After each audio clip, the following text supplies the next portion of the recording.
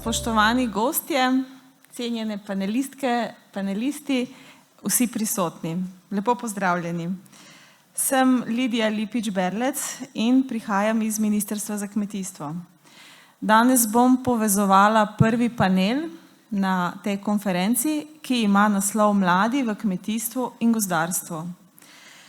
To je zelo pomembna tema, saj brez mladih ni prihodnosti v kmetijstvu. In prav je, da se o tem pogovarjamo, da se pogovarjamo o težavah, s katerimi se soočajo mladi in da na koncu mogoče predstavimo tudi številne priložnosti, ki jih ta poklic ponuja. Na Ministrstvu za kmetijstvo sem zaposlena že več kot 20 let. Ukvarjala sem se oziroma se ukvarjam z različnimi ukrepi, različnimi področji, vse zato, da bi izboljšali razvoj kmetijstva, da bi bilo kmetijstvo konkurenčnejše, uspešnejše in odpornejše vsem izzivom, ki jih ima. Tako da imam nekaj, lahko bi rekla, teoretičnih izkušenj oziroma uradniških izkušenj. Imam pa tudi nekaj praktičnih izkušenj. Prihajam namreč iz Prekmurja, doma imamo kmetijo, nosilka kmetije je mama in še vedno ji po najboljših močeh pomagamo pri kmetovanju. Kljub temu, da je kmetija na ravnem, na dobri zemlji, se po študiju agronomije nisem odločila za to, da ostanem doma. Enostavno ni bilo dovolj poguma oziroma preveč izzivov se mi je takrat porajalo in žal sem izbrala drugo poklicno pot, s katerim še vedno hočem pomagati kmetijstvu, mogoče bolj po tej uradniški poti. In vesela sem, da se mnogi mladi kmetje po kmetijski izobrazbi odločijo in ostanejo doma. In današnji panel je ena izmed priložnosti, s katerim mogoče spodbudimo še koga k temu poklicu, da bo nadaljeval svojo pot v kmetijstvu. Včasih potrebujemo samo malo spodbude in ta prave pogovore, da se potem na koncu lažje odločimo. Pri teh pogovorih in razpravah nam bodo pomagali naše panelistke in panelisti, ki so strokovnjaki na svojem področju. Zato bomo v uvodnem delu panela najprej prisluhnili predstavitvam izkušenj, ki jih imajo na svojem področju. Po predstavitvah bomo namenili tudi čas za vaša vprašanja in razpravo in na koncu povzeli neke zaključke celotnega panela. Tako da kot prvo panelistko pozdravljam gospod Doris Letina, ki prihaja prav tako iz Prekmurja, pravzaprav iz sosednje vasi in sodi med tiste pogumne mlade, ki je bila bolj pogumna od mene, ko je po študiju na ekonomski fakulteti se odločila in ostala doma na svoji družinski kmetiji. Gospa Letina prihaja iz Zveze podeželske mladine in danes nam bo predstavila temo z naslovom Mladi kmetje, prihodnost slovenskega kmetijstva. Gospa Letina je vodja področja za mlade kmete in kmetijsko politiko pri Slovenski podeželski mladini.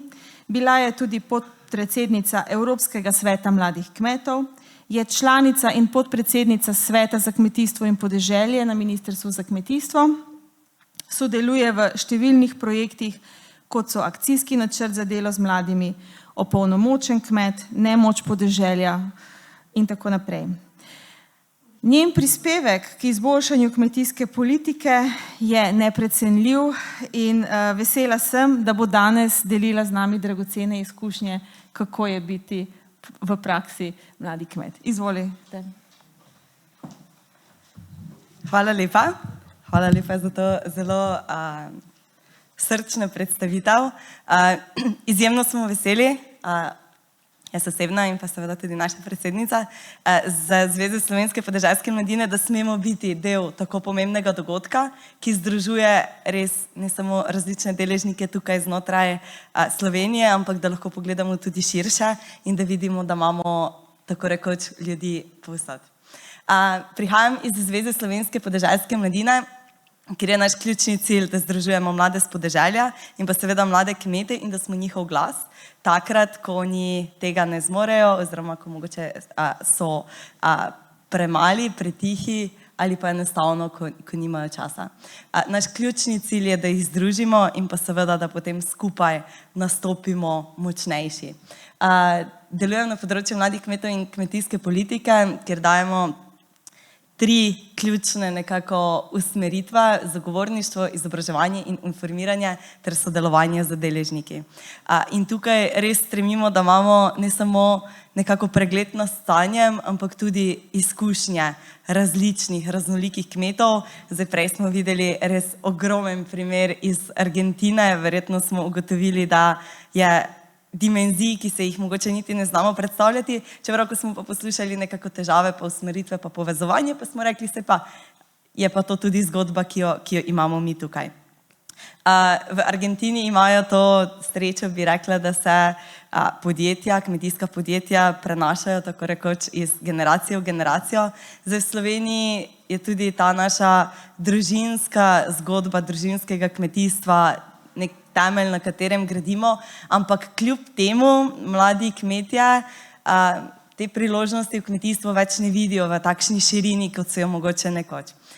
Mogoče je že kdo ošvrtnil, ampak vseeno me zanima, če kdo ve oziroma bi si kdo upal oceniti, kakšen je odstotek mladih kmetov v Sloveniji, torej nosilcev kmetij do dopolnjenega 35. leta. 4%. Zelo dobro. Naj povem, da v primerljivih državah, Hrvaška jih ima 14, Avstrija na 10, Slovaška, Češka. V Sloveniji pa imamo 3,5% mladih kmetov. In zagotovo je zelo na mestu vprašanje, kdo bo kmetoval jutri. Ker ta številka ni samo zaskrbljujoča, ampak predstavlja resno grožnjo našemu kmetijstvu. Zdaj, ko smo mi poprašali mlade kmete, zakaj pa se ne odločate v večji meri, da bi kmetovali, oziroma tudi te, ki so se odločili, da pa bodo kmetovali, kaj je tisto, kar jih motivira, je predvsem vedno nekako odgovor, da ni gotovosti, da je profitabilnost zelo nizka, delo na kmetiji terja ne samo dan, ampak velikokrat tudi noč, delo se pravzaprav nikoli ne konča, in pa seveda tudi razumevanje ni vedno takšno, da bi bilo spodbudno za mlade. Kdaj pa bo kmetijstvo bolj zanimivo skozi oči mladih kmetov? Predvsem takrat, ko bodo odkupne cene večje in pa ko bo poklic kmeta bolj cenjen. Seveda, ko bomo začeli vsi mi spodbujati lokalno, ne samo z besedami in strategijami, ampak dejansko z nakupi. In pa tudi takrat, ko bomo več vlagali v avtomatizacijo, pa v nove tehnologije, da si bomo lahko privoščili še kak oddih na kmetiji. Zakaj so ključni izzivi mladih kmetov? To so generalni izzivi, ki si jih delimo kmetje, bi rekla Sloveniji, in pa širše znotraj Evrope, verjetno tudi v kakšni drugi državi. Kot prvega je za izpostaviti dostop do kmetijskih zemljišč, ki je v Sloveniji močno otežen, ne samo za mlade kmete, za vse kmete, ampak podatek, da kar 4/5 nosilcev kmetijskih zemljišč je starejših od 41 let, nekako kaže, da smo mladi omejeni na površine, na katerih kmetujemo. Pri tem pa naj izpostavim, da pa vsi podatki kažejo, da so mladi nosilci kmetij veliko bolj, njihove kmetije so v povprečju bolj produktivne in pa dodana vrednost na koncu večja. Seveda tudi, če imaš kmetijsko zemljišče, pa nimaš kapitala, da bi lahko investiral v tehnologije in pa seveda v razvoj kmetije, to ne pomeni kaj dosti. Evropska investicijska banka je ugotovila, da smo v Sloveniji res najbolj ranljivi mladi kmetje, kmetje nasploh, ampak mladi kmetje, v primerjavi z vsemi ostalimi panogami, pač z gospodarstvom in pa tudi znotraj Evropske unije. In tu so dali nekako usmeritve, da so stroški pridobitve posojil in pa seveda ostalega kapitala bistveno večji za mlade kmete, bistveno težje je dobiti. Mladi kmetje so v 12% zavrnjeni in pa garancije, ki so potrebne, so seveda zahtevane zelo visoke. Tu so še potem zgodovina kmetije. Kmetje velikokrat prevzamejo kmetijo z že kakšnimi obveznostmi. In pa, ko imamo kmetijska zemljišča in ko imamo tehnologije, pa seveda brez znanja to zelo težko uporabimo. Predhodni govorec je izpostavil, kako v Argentini je zelo pomembno, da tudi tisti traktorist, ki seje in pa kombajnist, da imata neko specifično znanje, ker nimaš vedno na voljo. Mi zdaj imamo to srečo, da imamo v Sloveniji zelo dobro razvit sistem svetovanja. Seveda pa je potrebno poudariti, da pa še vseeno potrebujemo na kmetijah tehnologije in pa inovacije, ki obstajajo, ampak si jih ali po eni strani ne moremo privoščiti, ali pa po drugi strani niso dostopne, zato ker nimamo dovolj znanja ali pa nekako dostopa, da bi to lahko implementirali. Verjetno je tudi specifika našega kmetijstva, kjer imamo od malih kmetij, velikih kmetij, srednjih kmetij, potem različne panoge, različne proizvodne usmeritve in pa tudi različni načini proizvodnje in pa seveda prodajni kanali so drugačni. Zato je tu nujno, da nekako spostavimo nek sistem, kako bo lahko vsak kmet poiskal ustrezne dopolnitve in pa nadgradnje seveda tudi tukaj za svojo kmetijo. Tveganja, ki nam pretijo, vremenska tveganja so verjetno najbolj nekako tista postavljeno v spredje, ampak tu ne gre zanemariti niti teh tržnih tveganj in pa ostalih geopolitičnih, ki nekako usmerjajo to, kako lahko na koncu prodajamo, kam in pa seveda po kakšni ceni.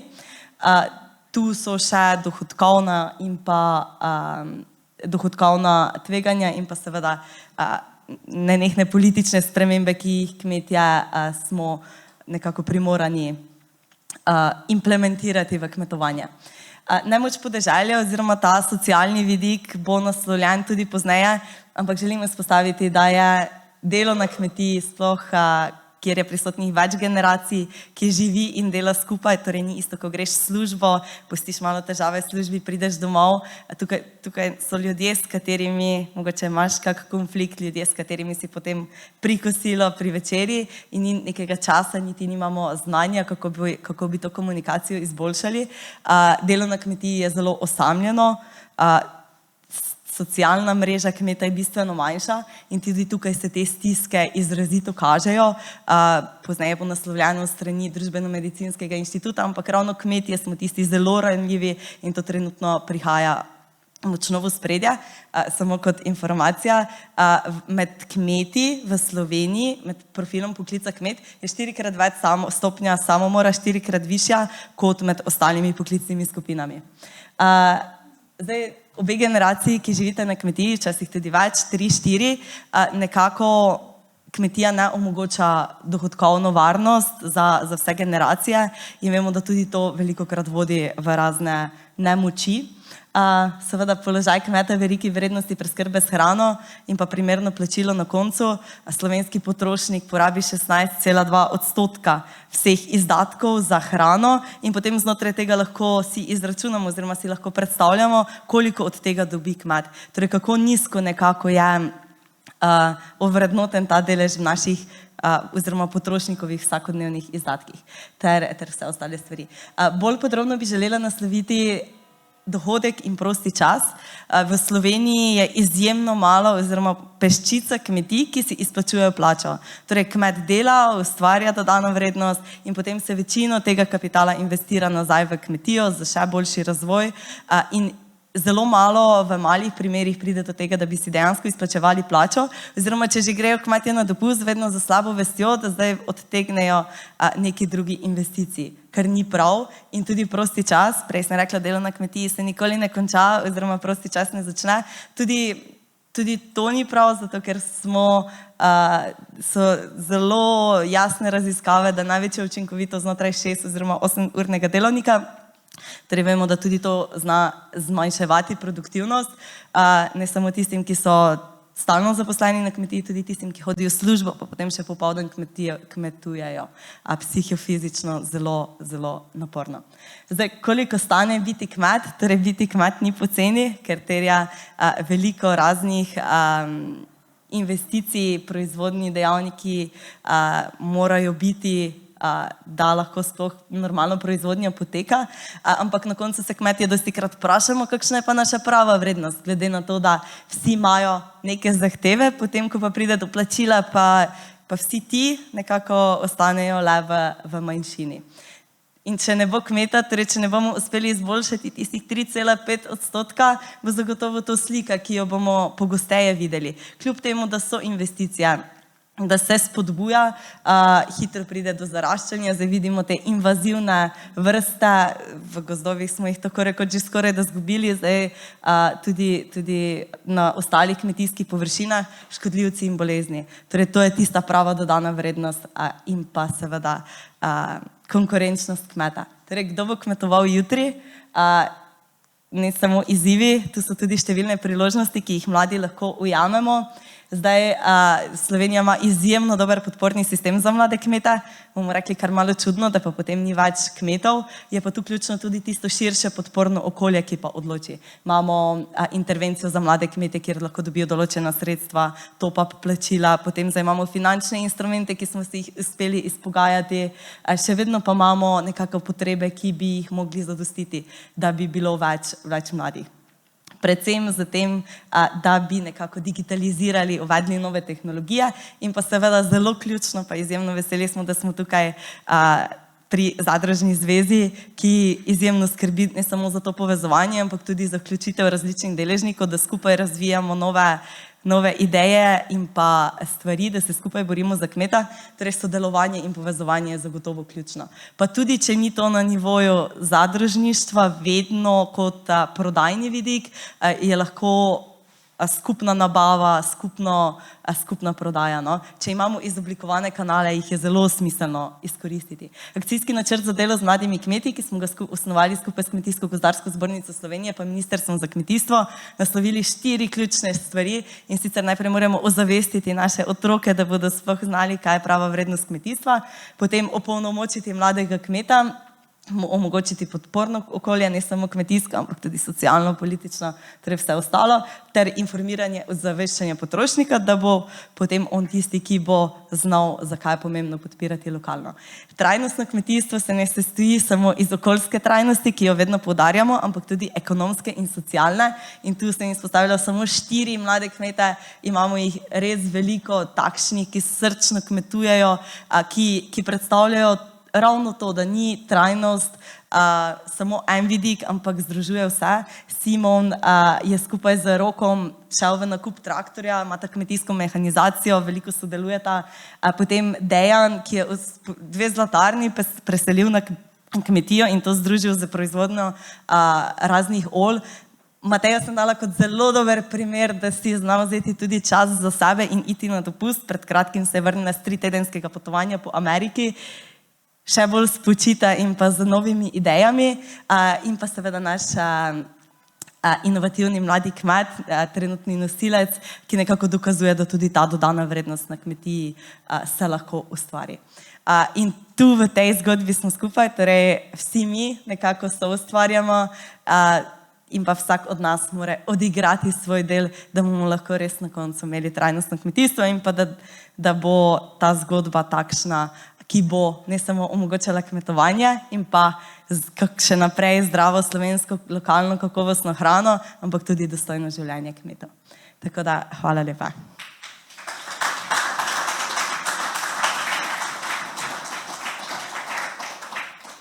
Najlepša hvala, gospa Letina, za zelo zanimivo predstavitev, kako je biti mladi kmet v Sloveniji, tako da smo marsikaj novega izvedeli.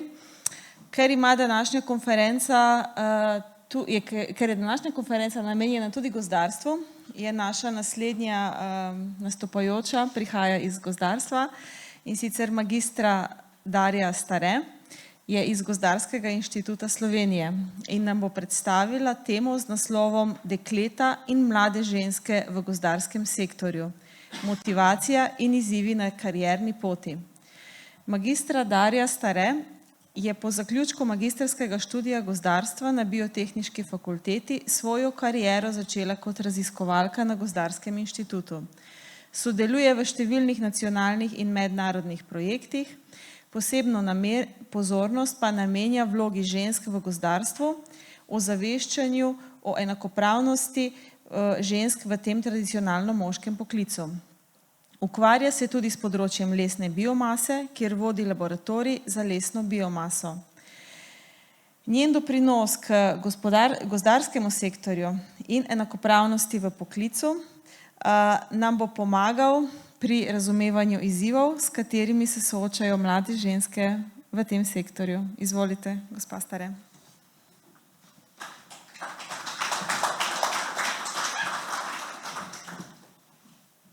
Ja, hvala za besedo. Torej, prihajam iz Gozdarskega inštituta Slovenije, sem gozdarka, ena izmed manj številčnejših v tem sektorju. Torej, a to deluje?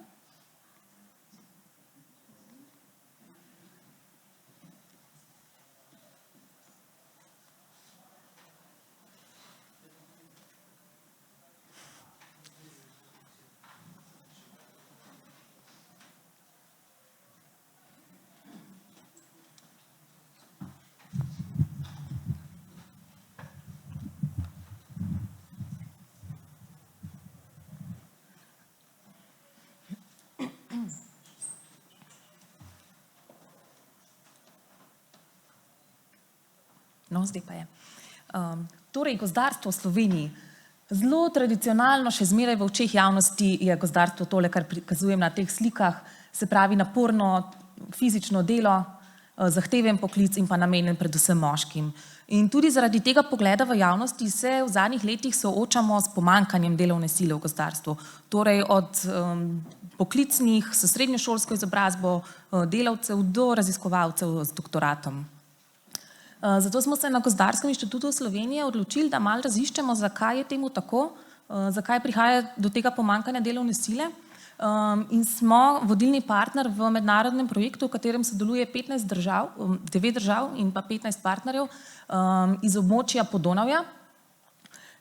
In se predvsem ukvarjamo z opolnomočenjem, podpiranjem in pa spremljanjem deklet in pa mladih žensk pri razvoju poklicne poti v gozdarskem sektorju.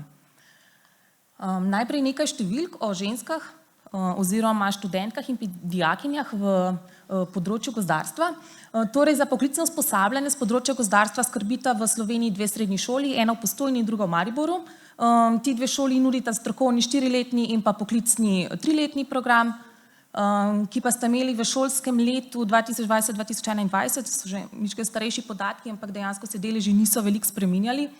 Torej, v 3-letnem programu sploh ni bilo nobene ženske vpisane, v 4-letnem programu pa jih je bilo 8%. In v teh 2 srednjih šolah uči le ena ženska profesorica. Potem imamo višješolski program inženir gozdarstva in lovstva v Postojni, za to šolo žal nimam podatkov. Na akademskem izobraževanju na področju gozdarstva pa skrbi oddelek za gozdarstvo in obnovljive gozdne vire iz Biotehniške fakultete Univerze v Ljubljani.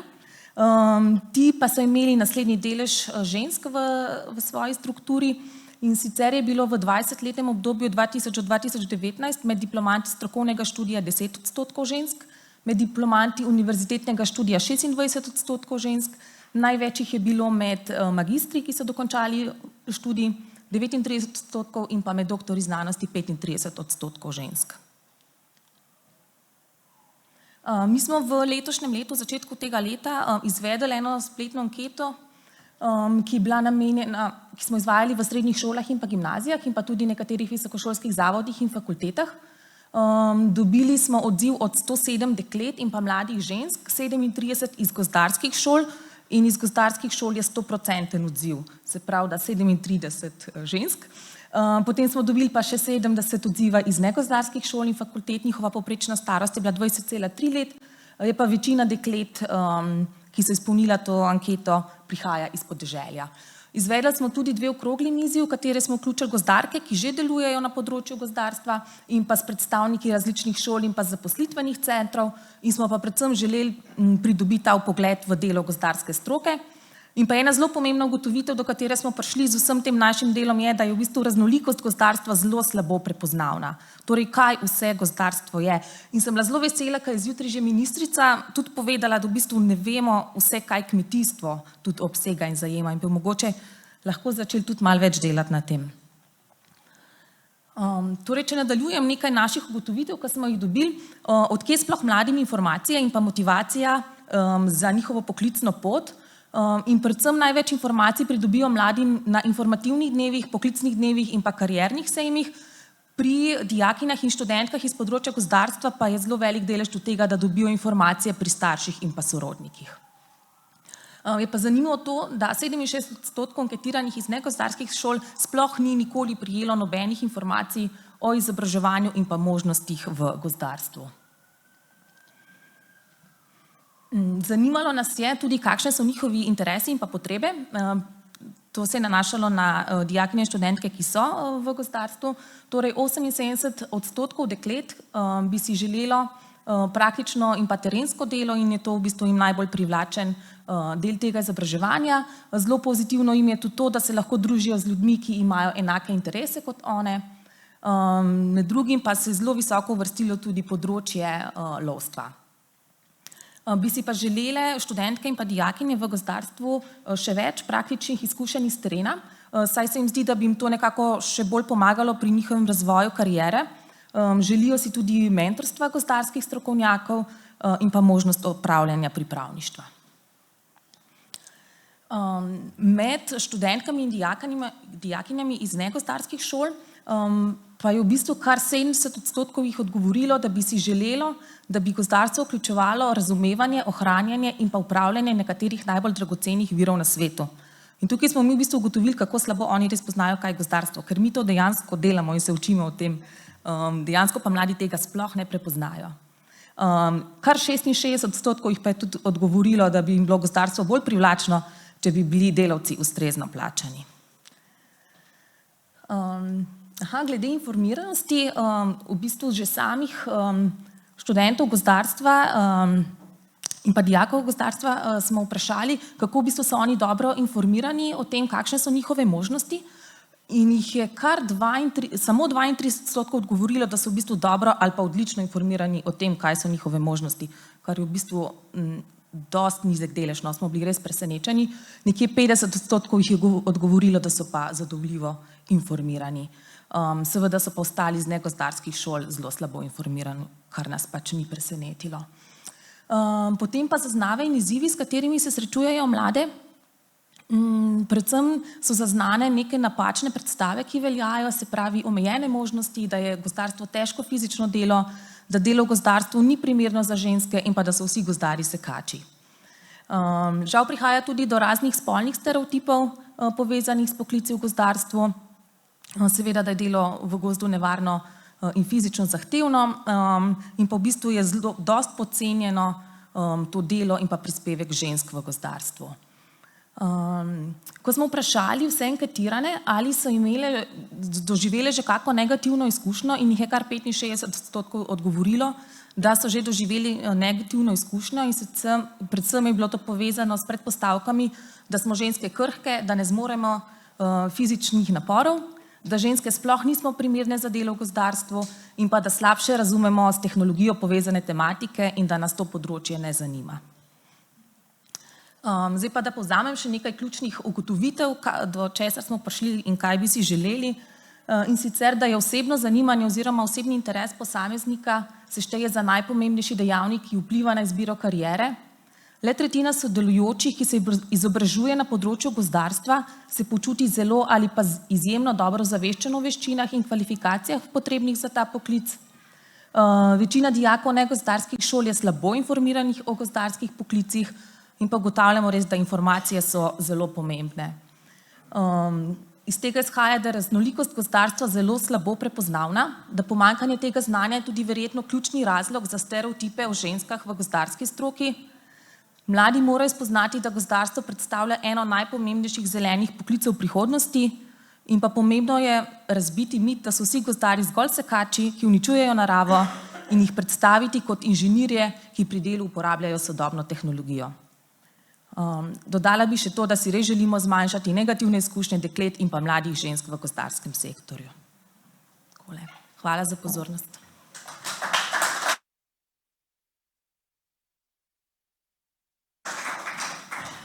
Najlepša hvala za vašo zanimivo predstavitev. Naslednja tematika je povezana z izobraževanjem. Kot vemo, znanja ni nikoli preveč, tako da iz prve roke nam bo lahko kaj več povedal dr. Marjan Pogačnik. Marjan Pogačnik prihaja iz Biotehniškega centra Naklo in bo spregovoril o izzivih in priložnostih za mlade v kmetijstvu in gozdarstvu. Dr. Marjan Pogačnik je izjemen strokovnjak z dolgoletnimi izkušnjami na področju kmetijskega izobraževanja. Po študiju na Biotehniški fakulteti je prehodil pot od učitelja do ravnatelja in direktorja Biotehniškega centra Naklo. Poleg tega vodi tudi konzorcij biotehniških šol Slovenije. Za svojim delom kot raziskovalec in predavatelj je aktivno vključen v oblikovanje prihodnjih generacij kmetijskih strokovnjakov. Zato nam bo danes predstavil izobraževalne priložnosti in izzive, s katerimi se srečujejo mladi v obeh sektorjih. Izvolite, dr. Pogačnik.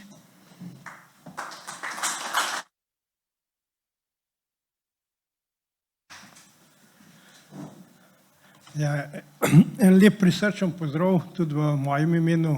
Hvala organizatorju za priložnost, da malo predstavimo to biotehniško izobraževanje. Naslov sem pa dal izzivi in priložnosti za mlade v kmetijstvu in gozdarstvu. Namreč je kar precej izzivov v prihodnosti in tudi priložnosti. Če povem mojo zgodbo, jaz sem tudi doma z kmetije, ki že temelji malo na Hrbovsko, je 30 hektarov gozda in 5 hektarov potem travnikov in pašnikov, tako da tudi pri nas smo imeli prevzem kmetije, od mlajšega smo se dogovorili, tukaj pri nas je bilo zanimivo, nekje imajo probleme, kdo bo prevzel kmetijo, pri nas smo bili vsi trije fantje zainteresirani, da prevzamemo kmetijo. Vendar smo se dogovorili in dali priložnost mlajšemu, ki sicer še vedno kmetuje ob delu, tako da ima zelo naporno in mu moramo pri tem pomagati. Se pa v okviru biotehniškega izobraževanja omenjen je bil konzorcij biotehniških šol. Tukaj imamo 13 šol po Sloveniji, bom pokazal kasneje, kje so locirane, in na teh šolah se šola približno čez 5200 dijakov in nekaj čez 800 študentov.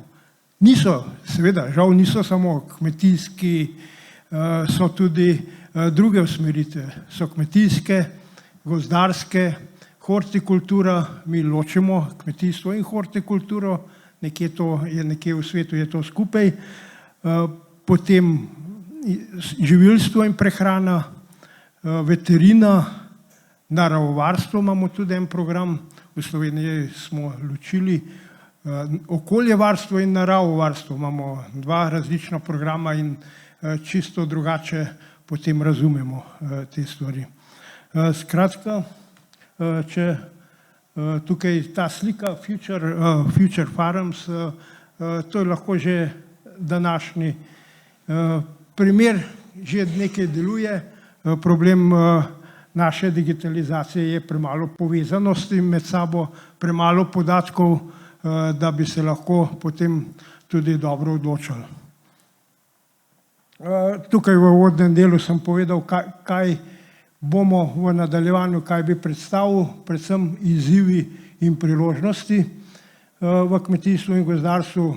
Pozitivna promocija je bistvena tukaj. Tukaj se moramo zavedati, da tako starši kot tudi druga skupnost morajo vplivati na svoje otroke, da bodo potem tudi kasneje lahko delovali v tem. Če jim cel življenje govorijo, da je kmetijstvo nekaj obrobnega, brezveznega, potem ne moramo pričakovati, da se bojo potem takrat, ko bojo morali prevzeti kmetijo, da bojo to tudi naredili. Tukaj mislim, da mora celotna družba se v to usmeriti. Namreč številke vam bojo pokazale, da mi jih v bistvu izobražimo dovolj. Dijakov in študentov je v Sloveniji dovolj. Zdaj, naprej pa, ali bodo ti dijaki in študenti potem tudi kmetovali, je pa zelo odvisno od celotne slike. Namreč moramo vedeti, da nova generacija razmišlja drugače, kot smo razmišljali mi starejši. Tako da to moramo imeti vedno pred sabo. Skratka, tukaj ene velike priložnosti pri mladih so tudi gospodarjenje z naravnimi in drugimi resursi. Predvsem učenje tega gospodarjenja. To je kar ena tak priložnost za nas. Te podatke, osnovne podatke, ne bom preveč razlagal. Zdaj, tukaj na desni na sliki je, kje smo zdaj. Trenutno imamo ogromno podatkov, sicer pa ne vemo, kaj bi z njimi, s temi digitalnimi podatki počeli. Tudi mi imamo v biotehniškem centru, pa tudi drugod po drugih šolah, imamo en kup senzorjev, ki nekaj merijo, potem nekaj spravljamo skupaj, vendar trenutno sama uporaba, da rečemo kmetu, to je pa zelo praktično, to je pa nujno, tega je še zelo malo. Tukaj je potem pa dejansko v nadaljevanju ta del. Številke ne bi govoril, ta 3,5 je mladih, je absolutno. Tukaj smo, podatke so mehko različne od slovenskih, je z teh svetovnih podatkov. Dejstvo pa je, da je bruto domači prihodek je 1,8 v Sloveniji in tudi potem ne moramo pričakovati tudi ogromno število tukaj mladih. No, še od teh biotehniških šol v Sloveniji, tukaj vidite, so različno locirani 13 šol, različno locirane, to niso tako majhne šole, te šole imajo poleg kmetijstva tudi druge programe, ki sem jih že omenil. Tudi zdravstvenega tehnika na Ptuju je večji šolski center, skratka zelo različno imamo po Sloveniji, smo pa se v Sloveniji odločili ne za majhne šole, ampak za velike centre. In ker smo pač tudi plačani po glavi dijaka in študenta, to smo prekopirali iz Nizozemske, ampak žal tako, kot Slovenci velikokrat delamo. Samo en del zgodbe smo vzeli, drugi del, kar se tiče investicije, opreme, na to smo pa majčkeno pozabili. Tako da tukaj imamo tudi mi še veliko izzivov, kako pa na kakšen način še to narediti. Programi so, bomo šli naprej še programe, to je kmetijsko izobraževanje, gospodarno podeželje, kmetijsko-podjetniški tehnik, tukaj notne je tudi mehanik kmetijskih in delovnih strojev, vrtnar, hortikulturni tehnik, pa tako da številke, vidite, če govorimo izključno o kmetijstvu, je čez 400 v 2023, 2024, čez 400 dijakov se jih šola v Sloveniji, na teh slovenskih šolah, pa nekaj čez 200 dijakov kmetijske usmeritve gospodarno podeželju. Jaz sem zračunal, glede na obrat na kmetijah, v bistvu je teh dijakov dovolj, da bi zasedli te obrate, ki se dogajajo na kmetijah. Ampak seveda, to je teoretična, ki v praksi pa ne drži.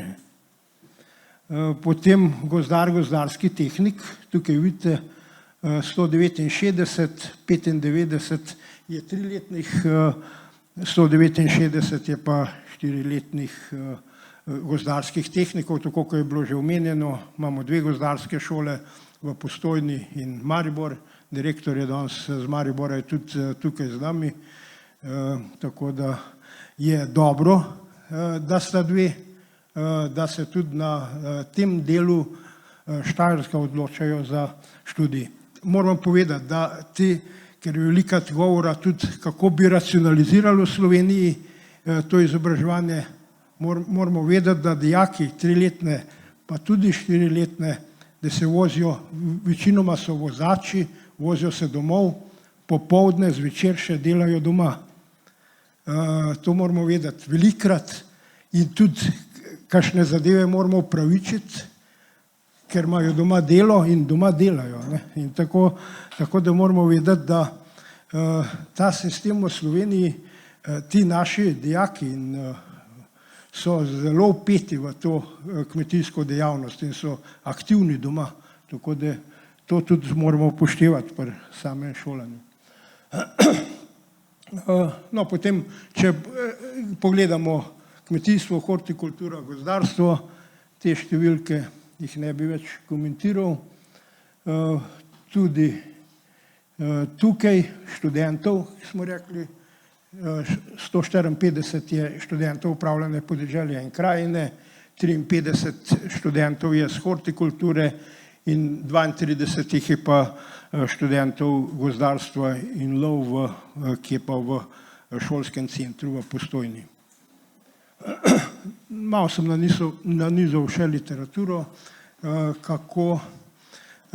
kaj vpliva, da se mladi odločajo, da ostanejo na podeželju. Imamo različne literaturo, skratka povsod po svetu imamo zelo podobne probleme.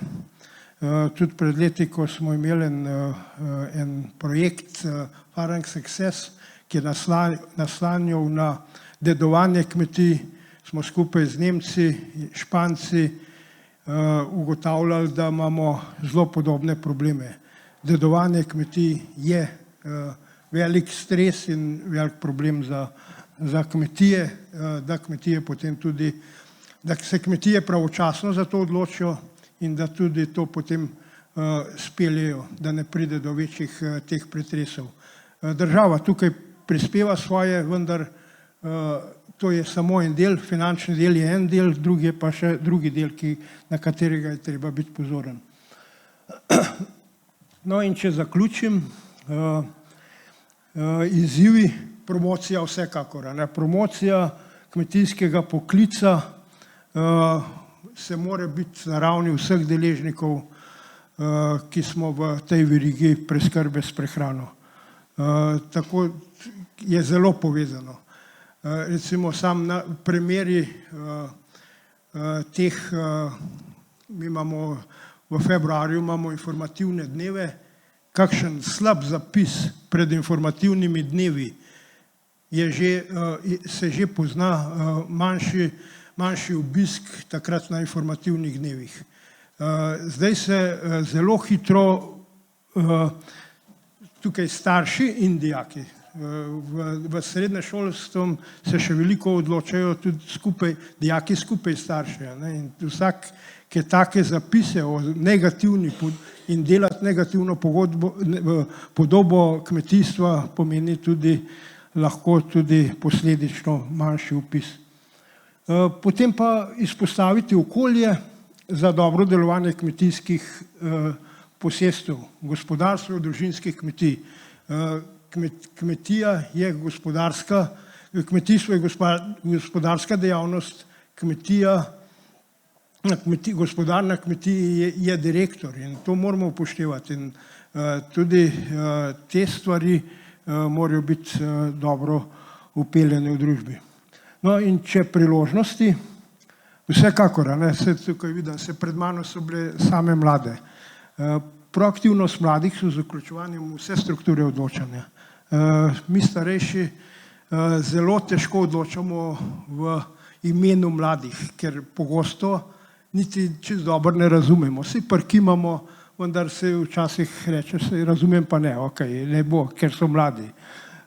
Tako da tukaj je zelo pomembno, da mladi, da ste aktivni, da ste vključeni v vse te strukture, ne, kar je pohvalno, da ne toliko delate. Potem tukaj je tudi inovativnost in želja po spremembah. V kmetijstvu nam primanjkuje inovativnosti. Sprememba je pa pač ena stalnica, to bomo mogli se kar naučiti. Potem pridobitev znanja in spretnosti za odličnost upravljanja dela. Zelo pomembno je to znanje, kako znanje pridobiti, ne samo znanje, znanje in spretnosti. No, tukaj moram povedati, da te kmetijski ali pa sploh biotehniški programi so bili prenovljeni v letu 2006.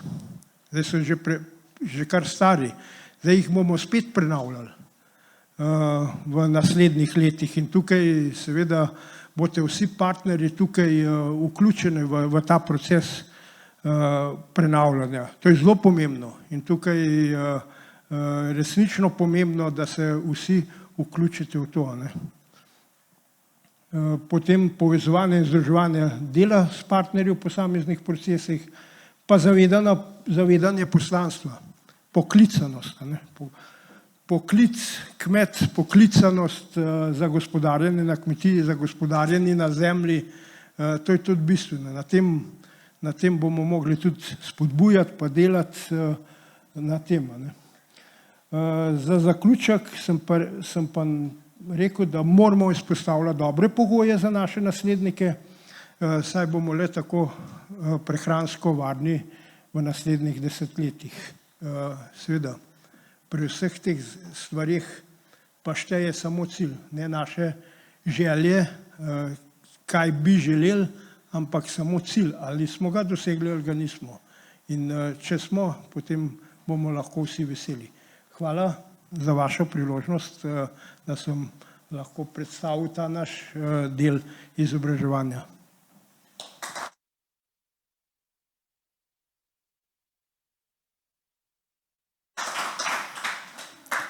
Najlepša hvala, dr. Pogačnik, za predstavitev stanja na področju izobraževanja. Kot veste, se kmetijstvo v sosednjih državah sooča z podobnimi izzivi kot v Sloveniji. Zato je sodelovanje ne samo znotraj Slovenije, med kmeti, med kmetijskimi organizacijami, med zadrugami pomembno, ampak je pomembno tudi sodelovanje z sosednjimi državami. In sodelovanje nam lahko prinaša številne prednosti. Tako pri prenosu znanja, kot tudi pri prenosu najboljših praks, kot je bilo v začetku konference omenjeno, kot tudi sodelovanje v številnih skupnih projektih, do tega, da se nam lahko odpirajo novi trgi in še tako naprej. Ministrstvo je to spoznalo kot zelo pomembno in zato že več kot 15 let aktivno spodbuja sodelovanje z slovenskimi kmetijskimi zamejskimi organizacijami in vesela sem, da so danes z nami vse 4 slovenske organizacije v zamejstvu, 2 sodelujeta na tokratnem panelu, 2 pa sodelujeta v nadaljevanju konference. Zato je naša naslednja gostja Marinka Mader-Čertu, ki prihaja iz zamejstva, iz Avstrije, iz kmečke izobraževalne skupnosti. Predstavila nam bo temo z raznolikostjo in inovativnostjo v uspešno prihodnost. Gospa Marinka Mader-Čertu za svojo družino živi in dela v majhni gorski kmetiji v Slovenjem Plajberku.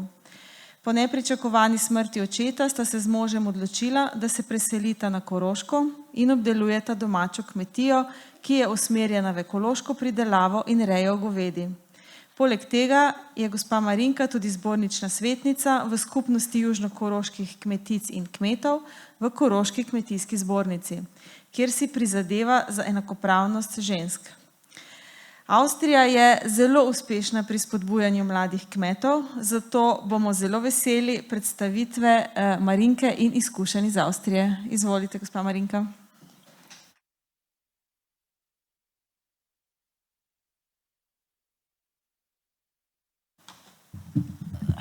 sem bolj majhna. Ja, to je vsakič, kako se reče, borba z mikrofonom. Ja, prisrčno pozdravljeni, najlepša hvala za povabilo, se počutim zelo počeščena. Sem Marinka Mada Čertov in sem predsednica Kmečke izobraževalne skupnosti. Zbornična svetnica sem lansko leto oddala, ker sem mislila, 10 let v politiki je zadost, se ukvarjamo spet z nekaj novim. KIS, Kmečka izobraževalna skupnost, je organizacija slovenske manjšine na Koroškem, ki pač ima izobraževanje v slovenščini za podeželje oziroma za kmete in kmetice. Tega mi na Koroškem nismo deležni iz javnih, kako bi rekel, zbornice, zaradi tega so leta 1988 ustanovili Kmečko izobraževalno skupnost. Poleg izobraževanja imamo pa tudi poleg teh aktivnosti, da pač izobražujemo, pa je tudi, kot je že Lidija omenila, sodelovanje s Slovenijo in pa seveda tudi z našimi zamejskimi rojaki iz Italije, Madžarske in Hrvaške. Ja, KIS pa tudi vsako leto izda kmečki koledar, to je neka stalnica postala in tedaj gremo mi aktivno na kmetije in iščemo kmetije, ki bi lahko predstavili. Mi predstavimo ljudi na podeželju, kmete in kmetice, kmečko življenje in seveda pa tudi raznolikost kmetijstva. In kakšni pa so potem pogoji oziroma kaj so okvirni pogoji za kmetijstvo, to bom pa zdaj nadalje malo bolj individualno razložila, ker v mojem nazivu je namreč z raznolikostjo in inovativnostjo v uspešno prihodnost in najprej se bi lotila besede uspeh.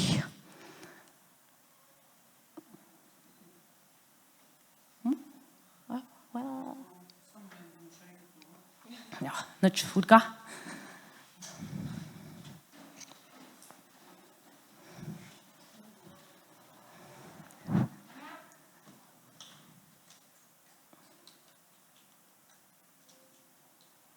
Tega se itak 5 slajdov, lahko sem tako, ko pritisneš, pa tudi v redu. Super. Dobro, pogoji v kmetijstvu poznamo, okvirne pogoje, nekaj smo jih danes že slišali, da jih imenujem hard facts, trdo dejstvo bi jaz rekla, družbeni trendi, ki nas kmete včasih lahko spodbujajo ali pa nas tudi ovirajo. Politične vizije včasih ne veš, kam bi šle, če si kot kmet, in potem pa seveda tudi svetovni trgi, ko mi pravzaprav nimamo veliko vpliva na to. Seveda potem tudi pogoji, kako so omejenost površin in virov, kapital, kako je kmetija kapitalno, kako stoji, potem razvoj tehnike, ki sem zelo hvaležna, naravne danosti, imamo omejeno gospodarjenje in imamo pa dobre kraje, ki se lahko odlično kmetuje, pod navodnicami, in imamo seveda tudi klimatske spremembe in potem pa še bolj individualno dopolnilne dejavnosti in pa delovna sila. Vse to so, bi jaz rekla, okvirni pogoji, ki vplivajo na kmetijstvo. In nekako je tako, za uspešno kmetovanje pa je potrebno tudi imeti podjetniško mišljenje. In kje pa se to začne? To se začne s tem, da imaš določen občutek, da se z enim delom lahko dobro identificiraš, da rečeš, to bi rad delal. In potem se pojavi tudi uspeh in včasih je pa občutek, če so okvirni pogoji nas stiskajo, namreč včasih politika, včasih tudi podnebne spremembe in vse te stvari, da nas stiskajo in mislimo, da nismo možni to nekako spremeniti. Ampak važno je, da moramo sami zvezek v roko, vajeti v roko vzeti in s tem začeti tudi uspešno delovati. In uspeh se začne v mislih. Če smo sami od sebi prepričani, da nekaj dobro naredimo, potem smo uspešni. In to je en bistveni faktor, po mojem, ki ga mi včasih kot človek, zdaj na tej ravni, sploh ne dojememo. Seveda so pa tudi osebne kompetence, to je bolj en nesrečen izraz, bi jaz rekla,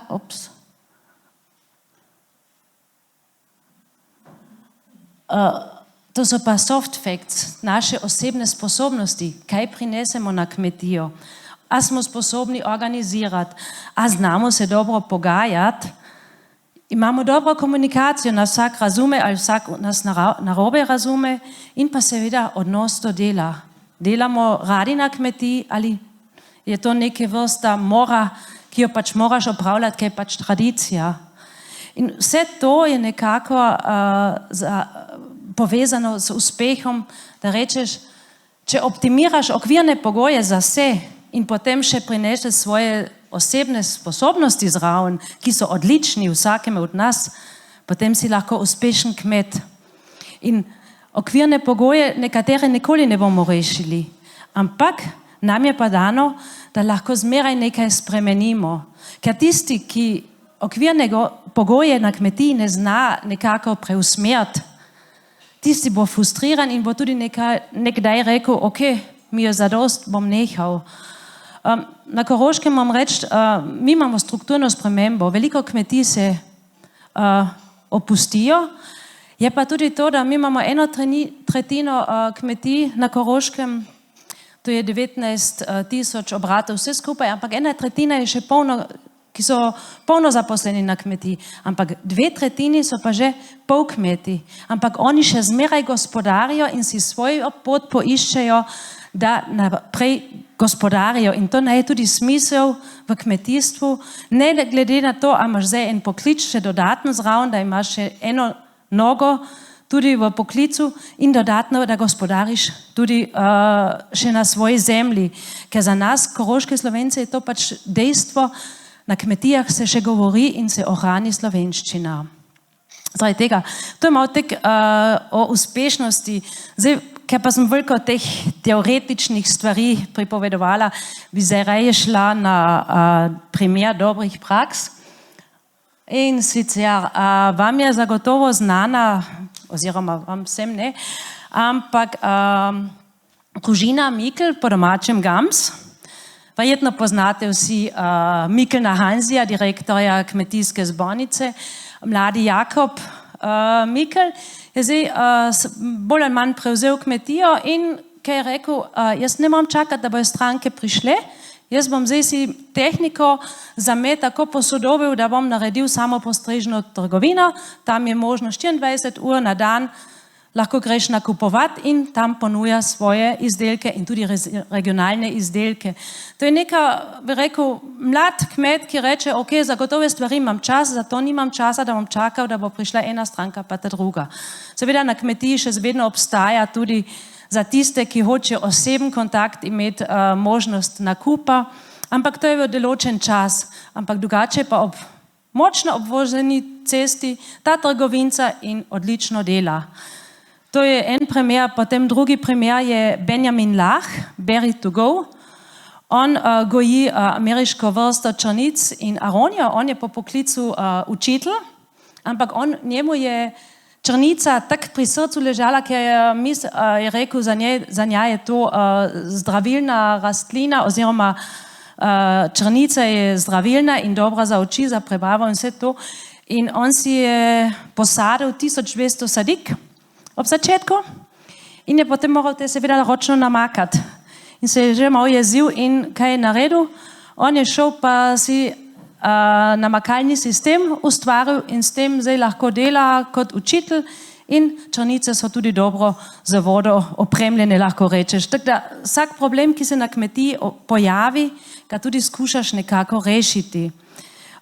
Potem tudi Dominik Krušic, on je iz Bičovca, študent je bil na Poku na Dunaju in pri njem doma so pridelavo mleka imeli. To je neka panoga, kjer moraš obvezno biti v določenem času doma, ko imaš krave most. On je rekel, on tega ne zmore, on bo še druge stvari delal in je iznajdel svojo rožansko gos. Poznate gosi, ki jih za Martinovo radi pojemo. Prihajajo od celega sveta in ne veš, odkot so, ampak on si jih je 140 gosk februarja postavi v hlev, jih počasi navadi na zunaj, da se pasejo in jih jeseni zakolje in ima čez zimo pravzaprav nekako svoj mir. Jaz vam potem tudi poudariti, da so to polkmetije. Jaz tu ne govorim o tistih, ko si glavno poklicno kmet, ampak kako lahko kljub temu še gospodariš na svoji kmetiji, tudi če si dodatno zaposlen. Potem imam tudi dober primer družina Jernej. Martin in Milica Jernej sta pa polnopoklicna. Opa, se opravičujem. Ja, se opravičujem. Hvala. Sta polnopoklicna kmeta, ona imata rejo ekopiščancov in seveda, kdo pozna rejo ekopiščancov, tam nastane veliko gnoja. Imata jih 4800, to je tisto, kar pri ekološkem lahko še ravno imaš, še enkrat 400 pa v majhnem hlevu, tako da imaš, kako bi rekel, da kolobariš, ne? In on je rekel, on ima preveč gnoja, kaj naj naredim s tem? Začetka so še prišli sosedi, pa so odnesli nekaj gnoja. Konec koncem bi mislil, ta gnoj je razmeroma suh zaradi talnega segretja. Zakaj ne peletiram ta gnoj, ga zapakiram v 5 kil in embalažo za 5 kil in 10 kil ga prodajam pri zadrugi. Tako se je on pravzaprav zelo elegantno znebil gnoja. Nekaj ga še zmeraj sam uporablja, seveda za svoje poljščine, ampak to je tudi neka vrsta. Situacija na kmetiji nastane in moraš ukrepati, moraš neko novo pot najti. In ko smo danes že veliko slišali o ženskah v gozdarstvu, je tako, imamo mlad parček, to sta Veronika in Rafael Sadjak, on je gozdar, ona gozdarka. In ona dva sta se osredotočila na to, oziroma na sečnjo gozdov, na spravilo dreves, predvsem v nevarnih, strmih in nedostopnih predelih. To je za nje neke vrste ponudba za tiste kmete, ki sami v gozd ne morejo, also prestare, in oni tudi ponujajo celoletno nego gozda. In ona ima ta pristop, in da z gozdom morajo ravnati skrbno, če naj tudi v prihodnje stane to kmečka hranilnica. To se pravi, to potrdi tiste, kar smo danes že slišali, da gozdarstvo ni več to, da vse posekajo, goli sek pa to, ampak da ravnajo sonaravno. Še en zadnji primer, kako bi rekel, dobrih praks pa je Tadej Čertov, on je tudi moj podpredsednik pri kmečki izobraževalni skupnosti. On je čebelar, študiral na Dunaju in ni vedel, kaj počenjajo svoje čebele doma. Pa je izumil pač tehtnico in dodal tej tehtnici še en mikrofon, ki ga je v pan dal, in pa še dodatno senzorje, da meri toploto in vlago, in tako približno ve, in vse skupaj je dal na aplikacijo pametnega mobilnega telefona in ima zdaj praktično od povsod pregled, kaj delajo svoje čebele. To je, kar smo z naših kmečkih koledarjev lahko skupaj pobrala. Imamo pa seveda tudi na kmetijski zbornici spletno stran Mein Hof, mein Weg. To je neke vrsta inspiracija za kmetice in kmete, tudi informacija in pa seveda tudi svetovanje. Tam si lahko ogledate razne kmetije, kako so obrali svojo pot. Za uspešno prihodnost niso samo potrebni, bi jaz rekla, okvirni pogoji, ampak tudi človek mora za tem stati in podjetniško misliti. In jaz mislim, s tem smo lahko v kmetijstvu zelo uspešni, in s tem tudi zaključujem in se vam zahvaljujem za posluh. Hvala.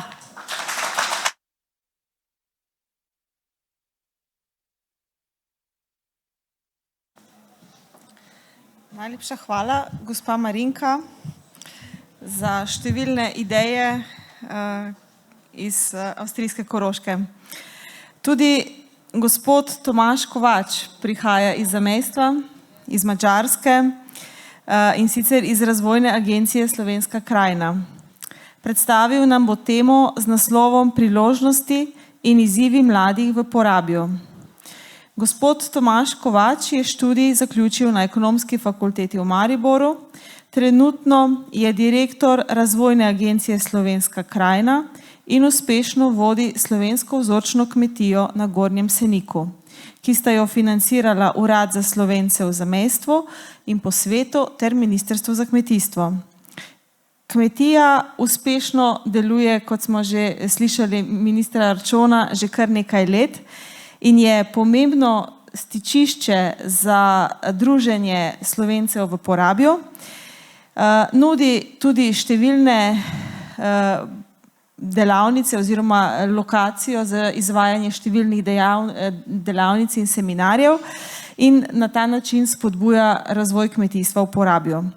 Danes nam bo gospod Kovač predstavil izzive in priložnosti, s katerimi se soočajo mladi v podeželju, v Porabju in kako deluje vzorčna kmetija v Porabju. Izvolite, gospod Tomaž.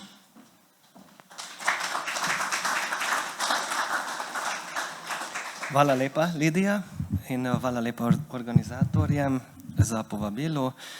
Jaz sem Tomaž Kovač iz Porabja, direktor Razvojne agencije Slovenska krajina in danes bom spregovoril o... Danes bom spregovoril o razvoju podeželja in o izzivih in priložnostih, s katerimi se srečujejo mladi v Porabju, naprimer na področju kmetijstva.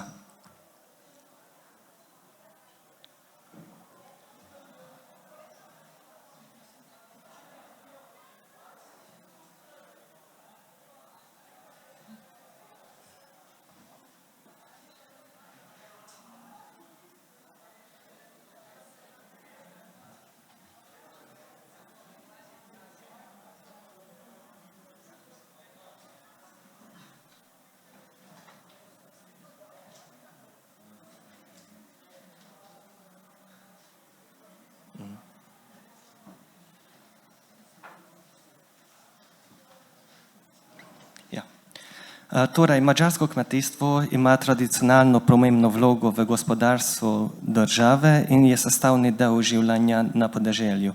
Kmetijska površina države predstavlja skoraj 53% celotne površine države. Glede madžarskih kmetijskih razmer lahko rečem, oziroma je treba vedeti, da so značilne izredno velike kmetije. Te velike kmetije imajo toliko površino kot naprimer celotno Porabje. Tukaj govorimo o tisočih hektarskih površinah. Seveda te veliki kmetje se izredno dobro znajdejo na trgu in tudi na razvojnih projektih, ker imajo primerne kadre za vso področje, obenem pa se jim ni treba ukvarjati z dopolnilno dejavnostjo, da preživijo. Žal, madžarska kmetijska politika ni uravnana tako, da bi podpirala prav te male kmetije in še danes velja to, da ko odperejo določene pipe za subvencioniranje razvojnih projektov, investicij, takrat prav so tisti kmetje pritegnejo največji del teh subvencij in bi rekel, da mali kmetje pa ližejo pipo in poskušajo pridobiti nekaj kapljic od teh subvencij. Porabje se v veliki meri razlikuje od splošnega madžarskega kmetijstva, to pa zaradi tega, ker v Porabju imamo le male in razdrobljene parcele. Imamo dva kmeta, ki živita prav iz kmetijstva, da obdelujeta svoje površine. Drugače v Porabju so bili in so pol kmetje, ki so tudi zaposleni, ali pa so mali kmetje, ki pa se ukvarjajo z dopolnilno dejavnostjo, da preživijo. Porabje zaradi svoje lege, izoliranosti in železne zavese ni sodilo med gospodarsko razvite regije in po spremembi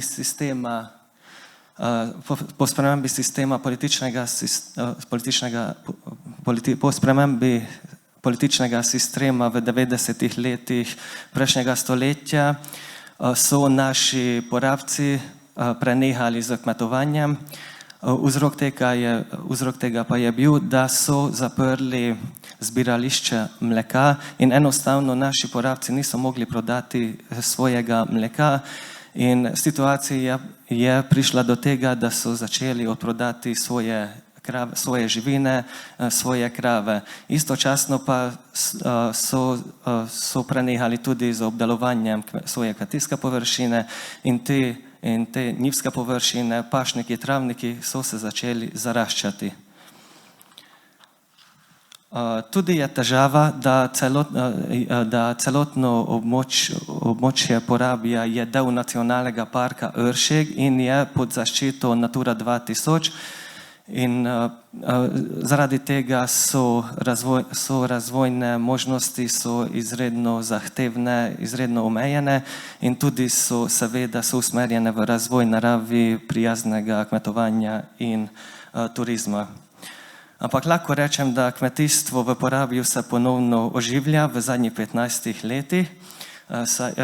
K temu je prispevala tudi Republika Slovenija s strani Urada za Slovence v zamejstvu in podsvetu ali s strani Ministrstva za kmetijstvo, gozdarstvo in prehrano in seveda s strani Ministrstva za gospodarstvo, turizem in šport.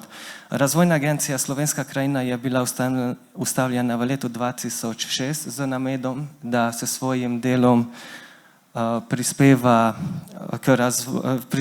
k razvoju slovenskega Porabja na področju gospodarstva, turizma in kmetijstva.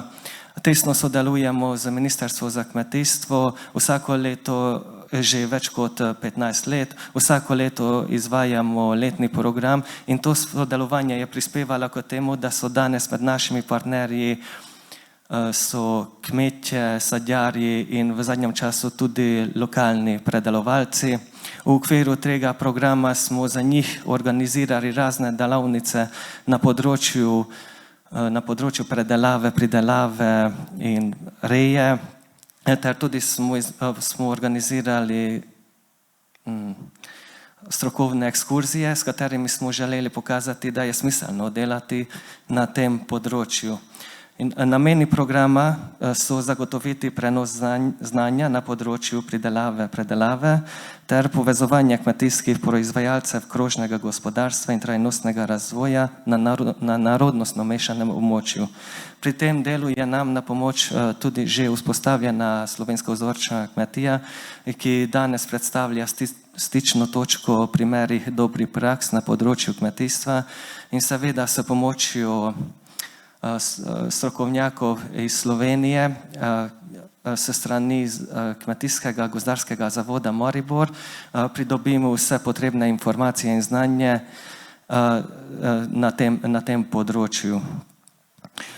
Tudi s pomočjo evropskih projektov smo pridobili razne sredstva za nadaljnji razvoj.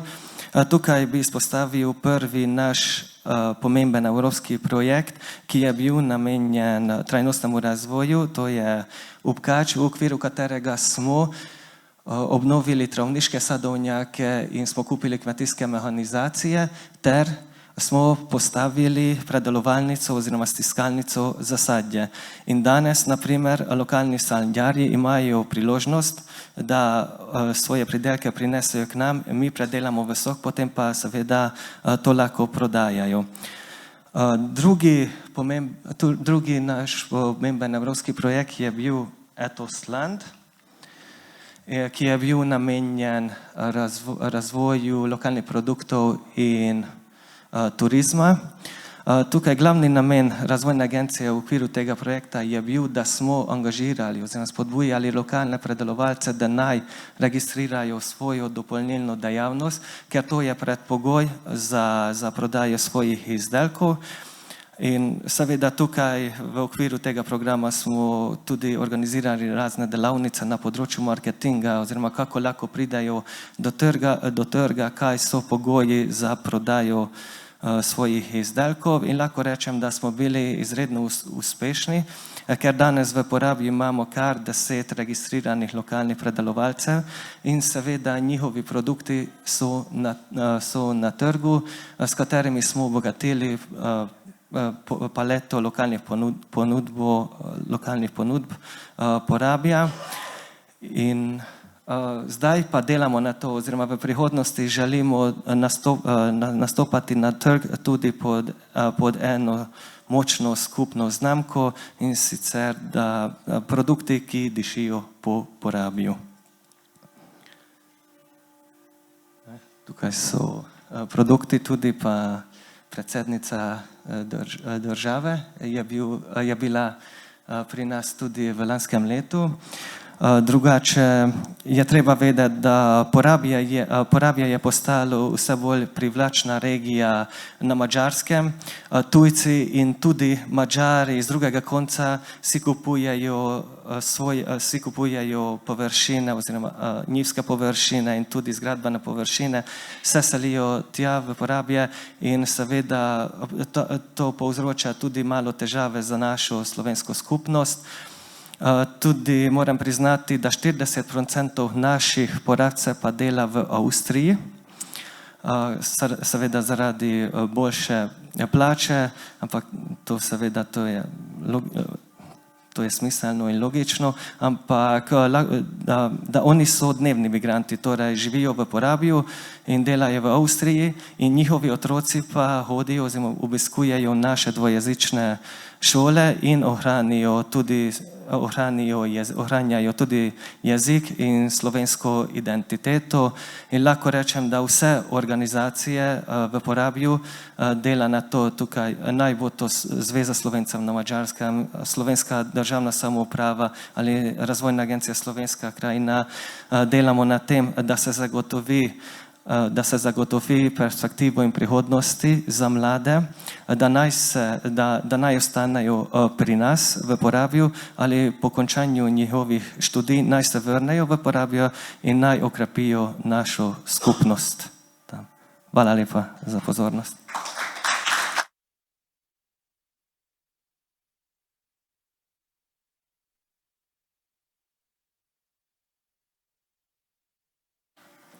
Najlepša hvala, gospod Kovač, za predstavitev izkušenj iz Porabja. Kmetijska politika je ključnega pomena za zagotavljanje ne samo konkurenčnosti kmetijstva, ohranjanje naravnih virov, odpornosti kmetijstva, ampak je pomembna tudi za generacijsko obnovo. Zato v nadaljevanju napovedujem našega naslednjega govorca, predstavnika Evropske komisije, ki nam bo preko video povezave podrobneje predstavil skupno kmetijsko politiko in aktualne trende na kmetijskih trgih. Z nami je gospod Dan Burgar Kuželički, ki dela na Evropski komisiji in ima izjemno širok nabor izkušenj tako v javnem kot zasebnem sektorju. Po diplomi se je preselil v Bruselj in večino svoje kariere dela za Evropsko komisijo v različnih enotah. Danes vodi sektor za sadje in zelenjavo v Generalnem direktoratu za kmetijstvo in razvoj podeželja. Vodil je tudi delo na področju trajnostnega gospodarjanja z gozdovi v okviru slovenskega predsedovanja EU. Danes, kot sem že omenila, nam bo predstavil širši pogled na evropsko kmetijsko politiko. Izvolite, gospod Dan.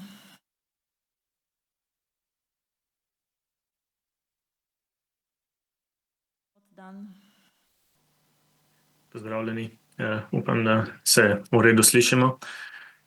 Najprej bi se seveda zahvalil organizatorjem za ta dogodek in za prijazno povabilo, tudi za možnost, da se udeležim tega dogodka nadaljavo.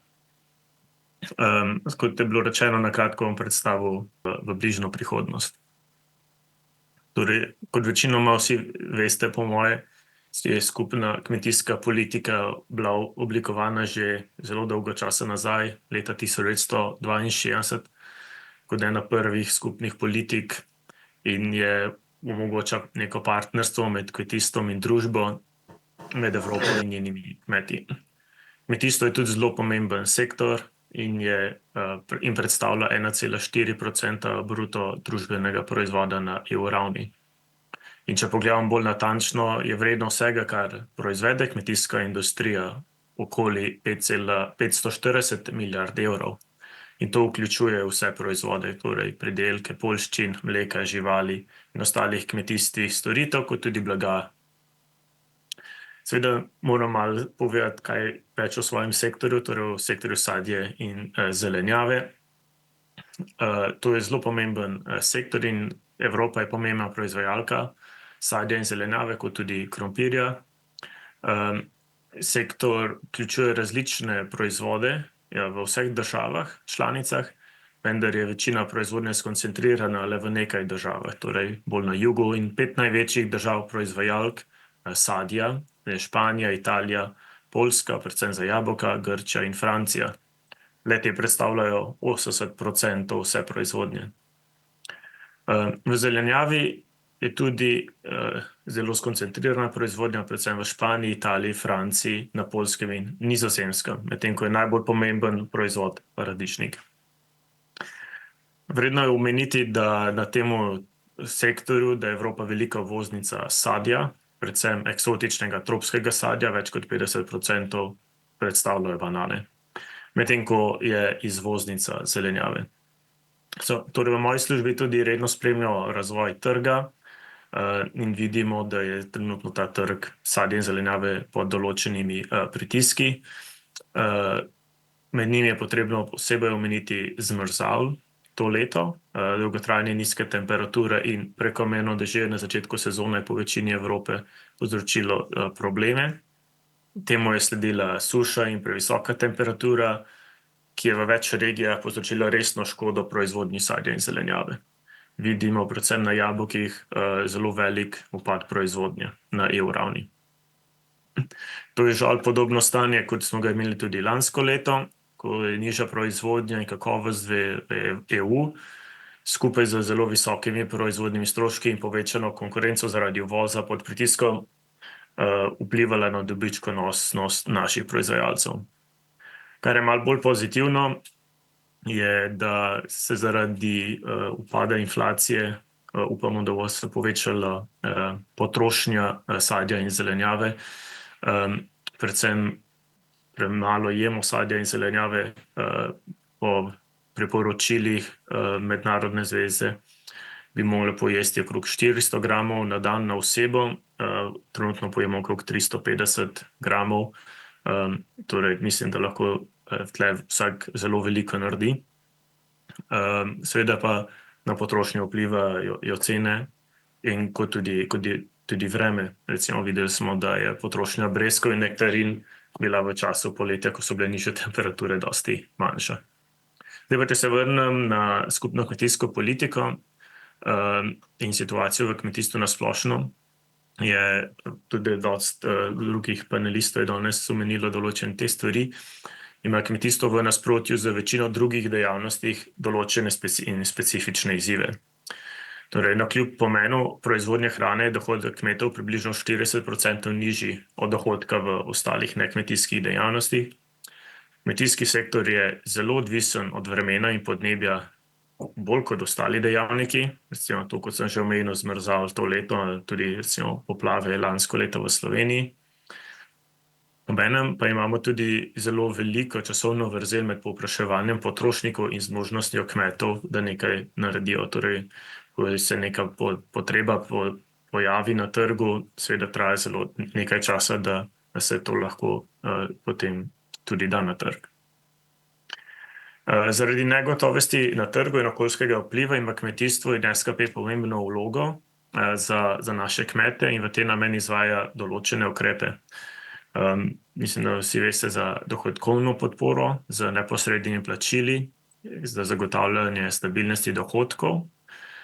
Imamo tudi tržne ukrepe za reševanje težkih razmer na trgu, predvsem recimo nenadno zmanjšanje povpraševanja zaradi zdravstvenih zadev ali pa padca cen. V zadnjem času, predvsem v zadnjih mesecih, ste lahko verjetno videli tudi, da je komisija iz rezervnega sklada dala dodatno finančno pomoč državam in predvsem proizvajalcem, ki ki so jih vremenske ujme zelo prizadele. Podobno je bilo tudi lansko leto v Sloveniji. To leto v začetku leta pa smo dali pomoč predvsem za sektor sadja in zelenjave na Poljskem, Avstriji in Češkem. Potem pa imamo še ukrepe za razvoj podeželja, za reševanje podnebnih izzivov, s katerim se srečuje podeželska območja, kot tudi za investicije. Kot vemo, ima SKP 10 specifičnih ciljev, ki so povezani na skupne EU cilje glede socialne, okoljske in gospodarske trajnosti. In vsaka država, tudi Slovenija, je pripravila svoj nacionalni strateški načrt, ki združuje financiranje in podporo podeželju. V okviru SKP torej se mora podpora usmerjati tistim, ki jo najbolj potrebujejo, to je tudi podpora mladim kmetom. Sem bil tudi vesel, da sem slišal s predstavnikom mladih kmetov, da je to v redu v Sloveniji. Uravno pomena pa tudi SKP podpira izboljšanje uravnotežene zastopanosti spolov, podporo mlajšim kmetom in investicije. Podpiramo se tudi povezovanje kmetov, predvsem v organizacije proizvajalcev, kot so recimo v sektorju sadja in zelenjave, ali pa tudi drugih sektorjih in dodatno finančno pomoč tam. Torej, seveda države morajo svoj SKP strateški načrt prilagajati in prilagoditve so pomembne zaradi sprememb v kmetijstvu, kot so zdravstvene krize, ki smo jih imeli v zadnjih letih, geopolitične pretresi, ki vplivajo na trgovanje z izdelki, visoko inflacijo in skok cen energij, pojav naravnih nesreč. In vse to ogroža dostojno donosnost in socialno vzdržnost evropskega kmetijstva, omejen dostop do kapitala za kmete, zlasti za mlade kmete. In to je seveda tudi eden problem, ki jih je treba rešiti. Zdaj, za zaključek bi seveda rad povedal še nekaj stvari glede prihodnosti. Kot verjetno tudi veste, so pred kratkim potekale evropske volitve, kjer smo izvolili nove evroposlance, kot tudi spremembe v sestavi komisije. Pričakuje se, da bo nova Evropska komisija do konca leta začela z novim vodstvom. Predvsem bomo tudi imeli novega komisarja za kmetijstvo in razvoj podeželja. Eno od velikih in prednostnih nalog nove komisije je, da v prvih 100 dnevih izdela in predstavi vizijo kmetijstva in prehrane. Ta vizijo bo tudi črpala informacije iz različnih drugih poročil, kot je bil tudi pred kratkim objavljeno strateški dialog. Obenem pa bodo te ključni cilji gledali za zagotovitev močne dohodkovne politike za kmete in okrepitev položaja kmetov v vrednostni verigi hrane, da se zagotovi, da noben kmet ne bo prisiljen sistematično prodajati pod proizvodnimi stroški. Drugič, omogočiti kmetom, da pridelajo trajnostno, delajo za naravo in sanjo. Tretjič, zmanjšanje birokracije, kar je bilo tudi že delno storjeno na začetku leta, kot smo imeli velike demonstracije po celi Evropi. In četrtič, da se spodbujajo inovacije za konkurenčno vrednost verige hrane. V vsem tem je pa seveda zelo pomembna zadeva, ki je tudi eden od panelistov danes omenil, je pogledati, kdo se bo ukvarjal s kmetijstvom v prihodnje in tudi prilagoditi to vizijo in politiko tem potrebam. Najlepša hvala še enkrat za povabilo in za možnost, da sem se udeležil nadaljavo.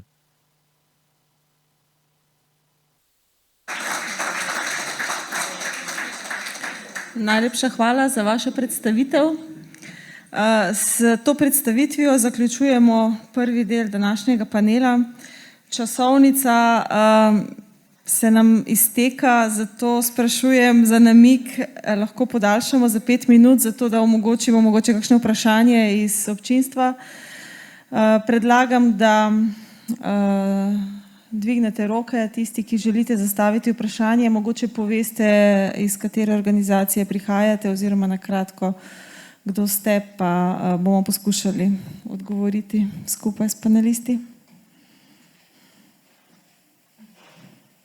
Hvala lepa. Moje ime je Teo Štavčar in prihajam iz Kmečkega glasa. Najprej bi pohvalil gospod Letino z zelo konkretnimi primeri, kako se danes mladi počutijo, ko je treba kmetijo prevzeti. Vemo, da se je pred kratkim zaključil razpis za prevzem kmetij. Razpisanih je bilo 20 milijonov evrov, od tega je bilo porabljenih vsega skupaj 10 milijonov. O tem je treba povedati, da so imeli mladi v Sloveniji možnost dobiti praktično enkrat več sredstev na kmetijo, kot pa v sosednji Avstriji. In vidimo, da je bil izplen, so interes kmetov, mladih kmetov, zelo slab. In potem imam takoj vprašanje do ministrstva, ali to razumete kot resno kritiko trenutne politike. Ministrstvo za kmetijstvo mora to.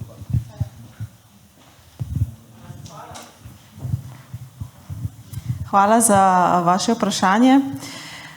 Sama direktno ne pokrivam področja mladih kmetov, ampak preden sem šla na to konferenco, sem govorila z sodelavci, ki pokrivajo to področje in lahko rečem, da ni to neposredna kritika uredbi oziroma ukrepom, ampak je nekako odraz stanja, ki je v svetu, ne samo v Sloveniji, ampak tudi globalno. Zelo veliko je negotovosti, zelo veliko je nekih izzivov, tudi trendi pri mladih, ki kažejo na to, da si želijo hitrejšega, lažjega zaslužka, je mogoče krivo za to, da je rezultat na koncu takšen, kot je.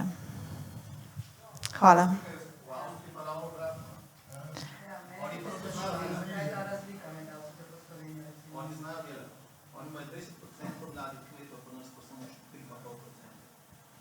Ja, vsi se trudimo po svojih močeh, da bi ta trend povečali oziroma da bi prišli vsaj na številke, kot so bile pred leti, ampak kot pravim, ni vse v kmetijski politiki, tudi panelisti smo govorili o tem oziroma so govorili o tem, da je to širši problem, tako da jaz upam, da mogoče tudi današnja konferenca lahko kakšno idejo porodi, da bo trend v prihodnje boljši. Ja, to je to, kar je zdaj bilo izpostavljeno. Peter Lis, Kmetijska zadruga Celje. V praksi se dnevno srečujemo s problemi teh malih in srednje velikih kmetij. Celjsko področje je izjemno hribovito, hlevi se zapirajo, kmetije se ugašajo. Zadnja leta vidim, da tudi tista področja, ki so še možna s traktorsko obdelavo, marsikje niso več obdelane in se zaraščajo. Zdaj, moje mnenje tukaj, pač kolikor jaz vidim s terena, je to, da ni problem teh velikih kmetij v ravnini, tu ne vidim takega problema, problem pa vidim, da se mladi odločajo za prevzem v območjih z omejenimi dejavniki, na hribovitih območjih, sploh tam, kjer so manjše srednje velike kmetije. Politika v Sloveniji so mogla odločiti, če hočemo podeželje ohraniti poseljeno, obdelano, bomo mogli več denarja nameniti majhnim pa srednje velikim kmetijam. Tudi srednje velika kmetija enostavno 10-15 let ne pride pri nobenem razpisu zraven. Ta velike v ravnini vidimo, da lahko tudi vsako leto, ker pač je dosti točk in to se pol mlad, ki vidi so to širšo zgodbo, se ne odloča za to, da bi šel v tistih 40 jurjev, ki bo enkrat do, pol pa nič več. Mladi s kmetij danes vsi se šolajo, skoraj vsi so fakulteto izobraženi in delovna sila mladi s kmetij je zelo zaželena, povsod jih radi sprejmejo in ko nekdo prije nekam v službo, sploh danes, ko iščejo mlade kadre, sposobne, dobi tam primerno plačo in tako smo naša generacija, torej hodili v službo, denar nosili na kmetijo, pa sobote, nedelje dela, mladi več ne bo in tudi jaz mojim otrokom tega ne privoščim. In to je to, to je ena širša zgodba, ki se vleče že ne od danes do jutra, ampak ne vem, 10-15 let. Se moramo pa tu odločiti. A sam mladi danes, ko smo mi bili, ne vem, 30 let, smo galamli, pa dajte to, dajte ono. Mladi danes nič več ne govorijo, zapre kmetijo. Ravno zdaj delamo v zadrugi izbrano kakovost, pride k meni in kmet, mi je 20 glav živine, je rekel, veste, moram povedati, zadnja 2 bika, pejte mi odpeljati, noben od mojih 3 otrok ne bo. Pa ni tako mala, to je 20 govedi je imel, blizu Celja, ne. To je ena širša zgodba, sam takrat, ko o tem govorimo, se ne posluša in potem je pa zgodba zamujena. To je širše, to je stvar vseh in zadrug in zbornice in kmetijske politike, no. To je moje mnenje. Hvala.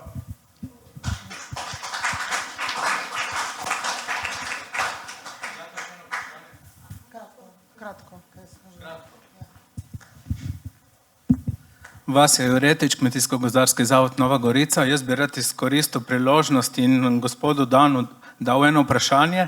Glede na to, da pokrivate sektor sadja in zelenjave, me zanima, s kakšnimi vzvodi v drugih državah pač spodbujate ohranitev oziroma povečanje teh dveh panog, ki vemo, da so tudi pri nas v velikem deficitu. Ja, hvala za vprašanje. V tem sektorju predvsem je glavni ukrep organizacija proizvajalcev.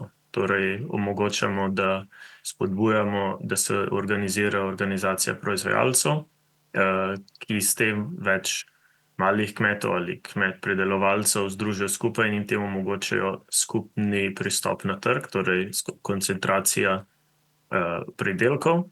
In s tem so potem tudi bolj konkurenčni in lahko postavljajo boljše pogoje na trgu. Imamo par zelo dobrih primerov iz tujine, recimo Belgiji je eden tak primer, kjer recimo velik del določenega proizvoda zelenjave gre vse čez to organizacijo proizvajalcev in so dosti močni potem v pogajanjih.